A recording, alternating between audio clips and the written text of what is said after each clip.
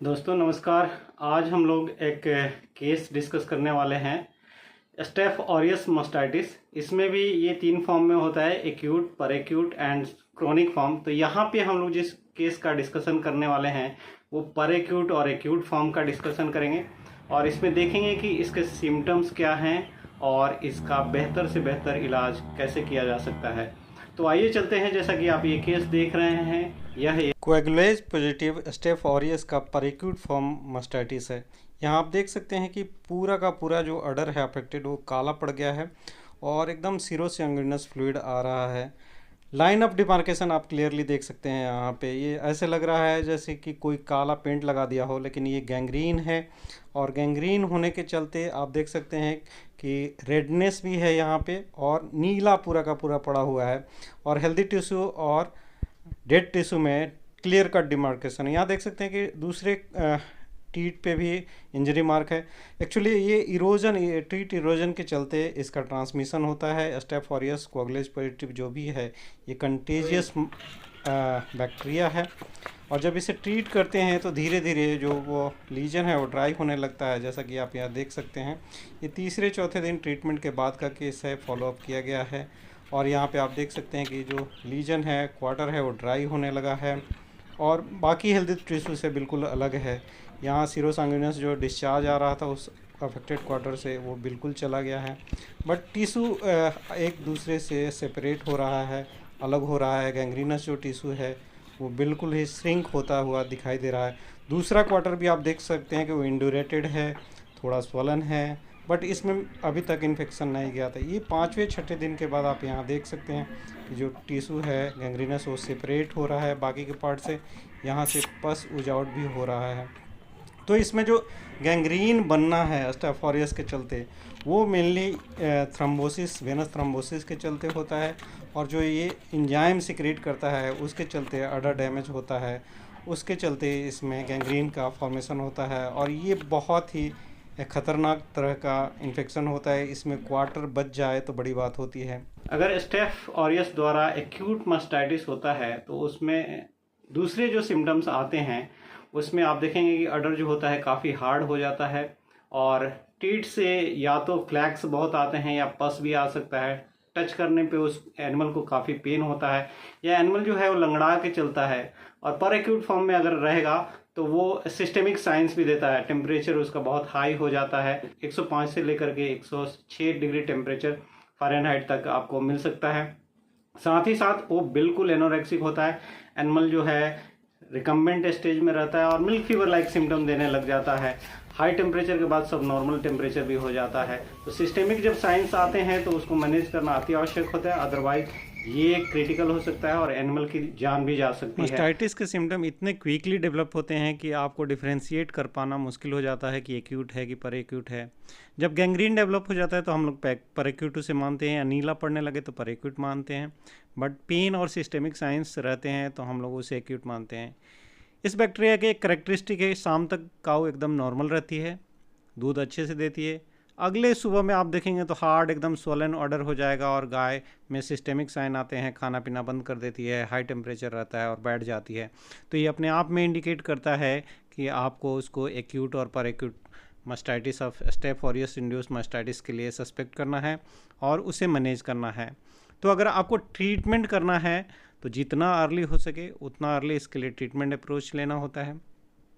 ये बैक्टीरिया का करेक्टरिस्टिक है कि ये टिश्यू में मल्टीप्लाई करता है, तो आपको 2 चीज़ों का ध्यान रखना होगा। वैसे एंटीबायोटिक का सिलेक्शन करना होगा जो कि टिश्यू में अच्छे से, यानी कि अडर में उसका पेनेट्रेशन अच्छा हो और साथ ही साथ वो ग्राम पॉजिटिव स्टेफ ऑरियस जो कोएगुलेज प्रोड्यूसिंग बैक्टीरिया हैं उन पे काम करता हो, यानी बीटा लैक्टेमेज के अगेंस्ट में भी काम करता हो।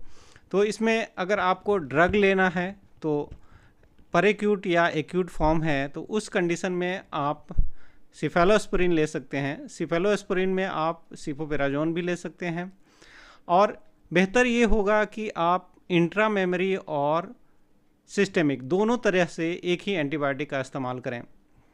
अगर अर्ली केस आया है तो आप सिस्टेमिक एंटीबायोटिक शॉर्ट एक्टिंग देंगे तो ज़्यादा अच्छा रहता है और इंट्रा मेमोरी का जो प्रिपरेशन है उसको मिनिमम 3 डेज तक आपको देना होता है। हालांकि ये मानते हैं कि ये टिश्यू डैमेज बहुत ज़्यादा करता है, इसलिए ड्रग का इंट्रामेमरी देने के बाद पेनिट्रेशन नहीं होता है। आप लोगों ने देखा भी कि इसमें गैंग्रीन डेवलप हो जाता है। जब गैंग्रीन डेवलप हो जाएगा तो अडर टिश्यू को ब्लड सप्लाई नहीं रहेगा, और ब्लड सप्लाई नहीं रहेगा तो फिर आप सिस्टेमिक एंटीबायोटिक देंगे तो वो भी वहाँ तक पहुँच नहीं पाता है। तो यहाँ पे बड़ा ही विकट सिचुएशन हो जाता है कि आखिर मैनेज कैसे करें। तो इसलिए हम लोग अर्लीस्ट स्टेज में चाहते हैं कि जहाँ गैंग्रीन डेवलप ना हो, फाइब्रोसिस ना हो, या फाइब्रिन बहुत ज़्यादा डेवलप ना हो, उसी समय में एंटीबायोटिक अगर आप स्टार्ट कर देते हैं तो बैक्टीरियल मल्टीप्लिकेशन रुक जाता है और उसके टॉक्सिन रिलीज होने बंद हो जाते हैं, तो फिर एनिमल में रिलीफ होने के चांसेस बढ़ जाते हैं। यहाँ पे आप एक चीज़ और ध्यान देंगे, सिफेलोस्पोरिन के साथ साथ अगर आपने डिले कर दिया है तो लॉन्ग एक्टिंग एंटीबायोटिक लेते हैं, और जो अडर में बहुत अच्छा पेनिट्रेशन अगर आप माने किसी भी टिश्यू के अंदर जो जाता है एंटीबायोटिक, जिसका कंसंट्रेशन अच्छा खासा पहुंचता है, वो लिंकोसामाइड या मैक्रोलाइड्स होते हैं। इस ग्रुप में आपके पास जो मार्केट में अवेलेबल एंटीबायोटिक हैं वो टाइलोसिन या टिल्मिकोसिन है, इरिथ्रोमाइसिन है। पर्लीमाइसिन इसी ग्रुप में आता है, जिसे ड्रग ऑफ चॉइस माना जाता है, लेकिन वो उसकी अभी इंडिया में अवेलेबिलिटी नहीं है।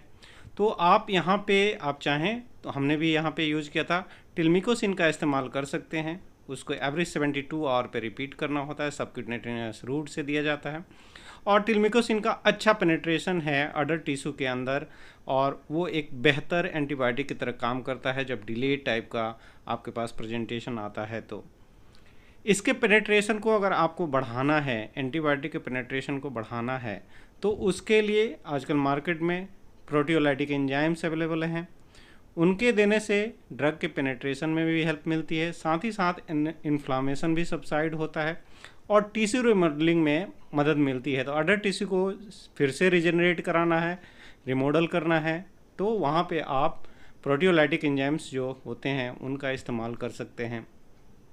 एक्यूट केस में आपको एक चीज़ और ध्यान देना होगा, जो टॉक्सिन्स हैं उसके चलते सिस्टेमिक साइंस आते हैं और बहुत तरह के साइटोकाइंस का रिलीज होता है, तो आपको वहाँ पे इन्फ्लामेशन को सबसाइड करने के लिए एंटी इन्फ्लामेटरी के रूप में नेसाइड्स का इस्तेमाल करना चाहिए। नेसाइड्स में आप फ्लोनेक्सिन, मैग्लोमिन भी यूज कर सकते हैं, या आप चाहें तो लॉन्ग एक्टिंग जो नेसाइड्स आते हैं, टॉल्फेनामिक एसिड, उसका इस्तेमाल आप कर सकते हैं। नेसाइड्स आप 3 से 5 दिन तक दे सकते हैं। एडिशनल अगर इस चीज़ को देखा जाए तो क्या नहीं करना है, अगर स्टेफ आपने सस्पेक्ट कर लिया है तो वहाँ पे ग्लूकोकॉर्टिकॉइड अवॉइड करना चाहिए। एंटी इन्फ्लामेटरी की तरह वो काम करता है, लेकिन वो क्रोनिसिटी को बढ़ा देगा या रिपीटेड इन्फेक्शन होने के चांसेस बढ़ जाएंगे, क्योंकि बैक्टीरिया जो है इम्यूनोसप्रेसिव एनिमल में अपना इम्पैक्ट बहुत ज़्यादा डालता है और उनमें क्रोनिक इन्फेक्शन करता है या रिपीटेड इन्फेक्शन करता है। बैक्टीरिया अपने आप को भी इम्यून सिस्टम से इवेट करने के लिए कई तरीके अपनाता है, ये एल फॉर्म में चला जाता है। तो आपको ऐसी चीज़ें अवॉइड करनी चाहिए जो इम्यूनिटी को सप्रेस करती हों। आप एडिशन करना चाहते हैं, इम्यूनो प्रोटेक्टेंट जो होते हैं उनका इस्तेमाल कर सकते हैं। आप विटामिन ई और सेलेनियम का इस्तेमाल कर सकते हैं, या दूसरे इम्यूनो प्रोटेक्टेंट जो ड्रग्स हैं उनका इस्तेमाल कर सकते हैं क्विक रिकवरी के लिए। अब मैं कह रहा था कि यहाँ पे गैंग्रीन डेवलप होने लग जाता है, और गैंग्रीन एक मेजर कॉन्सिक्वेंस है। अगर अर्ली स्टेज में आपने डिटेक्ट कर लिया है तो उसे किस तरह से मैनेज किया जा सकता है। गैंग्रीन अगर डेवलप फुली नहीं हुआ है तो वहाँ पे आप हेपेरिन ऑइंटमेंट का इस्तेमाल कर सकते हैं।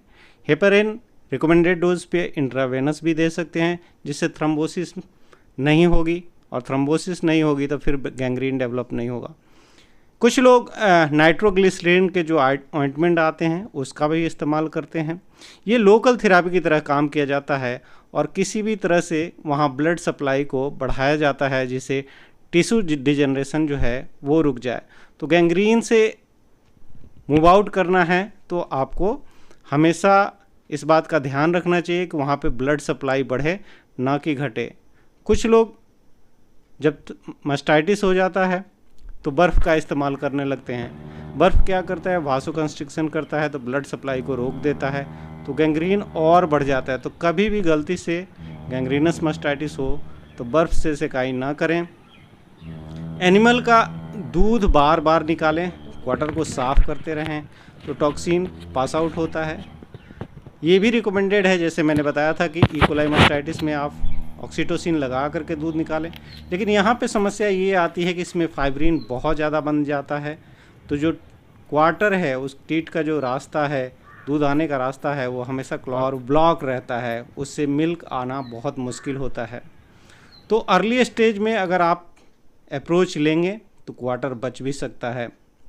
सिस्टेमिक साइंस को मैनेज करना आप एंटी इन्फ्लामेटरी दे करके कर सकते हैं, नसाइड दे करके कर सकते हैं, लेकिन साथ ही साथ आपको fluid therapy, aggressive fluid therapy करनी पड़ती है। बहुत ज़्यादा अमाउंट में आपको फ्लूइड देना होता है। आप चाहें तो जिस तरह से सेप्टिक शॉक को मैनेज करने के लिए हाइपरटोनिक सलाइन सॉल्यूशन इस्तेमाल किए जाते हैं, उसका भी इस्तेमाल कर सकते हैं अगर एनिमल इस कंडीशन में है कि वो पानी पी सकता है, या आपके पास ये तरीका है कि आप उसके स्टमक ट्यूब डाल करके उसके रूमेन में पानी डाल सकते हैं, तो वो भी एक हाइड्रेशन का अच्छा तरीका होता है। तो अगर एनिमल हाइड्रेटेड रहेगा तो विसरल ऑर्गन डैमेज नहीं होंगे और टॉक्सिन भी पास आउट यूरिन से जल्दी होगा, तो फिर एनिमल के सर्वाइवल के चांसेस बढ़ जाते हैं।